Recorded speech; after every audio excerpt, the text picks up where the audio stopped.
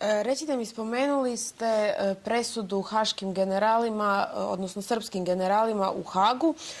Da li ste vi pisali prosvjed Haškom sudu zbog presude Vukovarskoj trojci? Kad je ta četnička trojka dobila presude kakve je dobila, mi nismo reagirali. Zašto?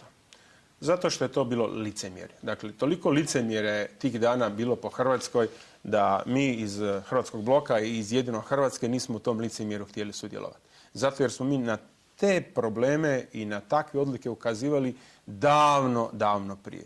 Davno smo rekli da je Haški sud, politički sud, da tom sudu nije cilj, svrha, zadaća utvrditi istinu, nego da se ravnaju po političkim kriterijima, po jednoj staroj, poznatoj strategiji zapadnih zemalja, a to je da je rat na ovim prostorima, dakle da se ne radi o agresiji na Hrvatsku, nego da se radilo o građanskom ratu, po onoj njihovoj optužbi da su nacionalističke vođe zavadile narode i da ona treba ravnomjerno kazniti sve. Dakle, oni preskaču, ignoriraju, falsificiraju povijest u kojoj je jasno da je Hrvatska žrtva agresije, da je Bosna i Hercegovina bila žrtva agresije, da je centar, mozak i mišići agresije da su bili Milošević i bivša JNA.